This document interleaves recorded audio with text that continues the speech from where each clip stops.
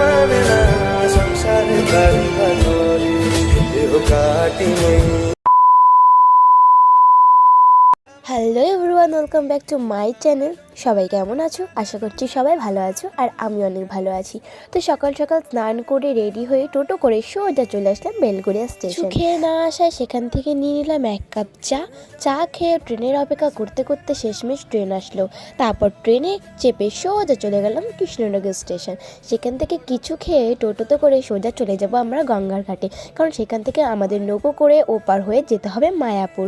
তো যেমন কথা তেমন কাজ, চলে আসলাম গঙ্গার ঘাটে। সেখানে এসে দেখি যে একটা নৌকো অলরেডি ফুল হয়ে গিয়েছে, আর সেটা ছেড়েও দিয়েছে। তাই আমরা যাব পরের নৌকোতে। তারপরে দেখতে দেখতে আমাদের পরের নৌকোটা চলে আসলো, সেখানে আমরা চেপে বসলাম। তারপরে আমার সত্যি কথা বলবো, আমার খুবই ভয় লাগছিল, কারণ নৌকাটা একবার এই দিক একবার এই দিক করছিল, আর আমার তো ভীষণ ভয় লাগছিল। তারপরে এপার হয়ে সাথে সাথে আমাদেরকে কেটে দিল তিলক, আর তিলক না কাটলে তো মায়াপুর যাত্রাই বৃথা।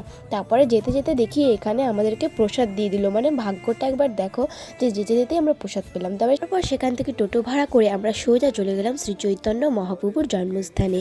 আর এখানে দেখো অনেকেই মানে মাটি নিচ্ছিল, মানে এই শ্রী চৈতন্য মহাপ্রভুর যে জন্মস্থান ছিল। তারপর সেখানেই ছিল একটা গোশালা। তারপর সেখান থেকে চলে গেলাম সেই গোশালাতে, সেখানে কিছু ছবি আর ভিডিও করে সোজা চলে গেলাম ঠাকুর দর্শন করতে। তো তারপর আমরা চলে গেলাম সন্ন্যাসীদের সমাধির মন্দির দর্শন করতে। তারপর সেখান থেকে মন্দিরটা দর্শন করে আমরা চলে গেলাম আরও একটা মঠে। সেখানে ছিল হচ্ছে শ্যামকুণ্ডু। দাঁড়াও, তোমাদেরকে একটু পরেই দেখাচ্ছি। এই হচ্ছে সেই পুকুর যেখানে স্নান করা যাবে না, কুলিকুচি করা যাবে না, পা ধোয়া যাবে না। আর এটা ছিল শ্যামকুণ্ড। আর এখানে কি বড় বড় মাছ ছিল, রুই ছিল, কাতলা ছিল, তারপরে এগুলো শোল মাছ সামথিং এরকম হবে, আমি ঠিক জানি না, বাট এরা অনেক দিন ধরেই এখানে রয়েছে। কি বড় বড়, দেখতেই তো পারছো। তারপর এখানে ছিল শ্রী গোবর্ধনের পাহাড়।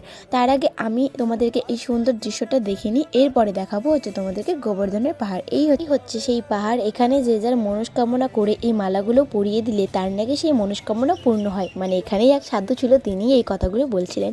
তারপরে সেখান থেকে আমরা বেরিয়ে চলে গেলাম কাজী সমাধিতে। আর সেখানে কি বড় বড় হনুমান ছিল, আর সত্যি বলতে হনুমানগুলো ভালোই ছিল, মানে দেখতেই পারছো এর হাত থেকে কীভাবে খাবারগুলো নিয়ে নিয়ে খাচ্ছে।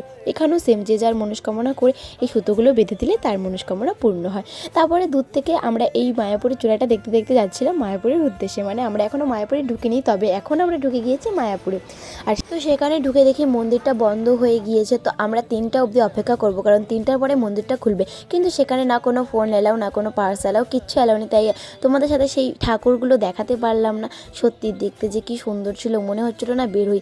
তারপর দেখো এখানে সবাই মিলে কীর্তন করছিল, আর এদের কীর্তন দেখতে কিন্তু আমার খুব ভালো লাগে। আর এটাই ফার্স্ট টাইম যে এদের কীর্তন আমি সামনাসামনি দেখছি, এতদিন তো ফোনে দেখে আসতাম।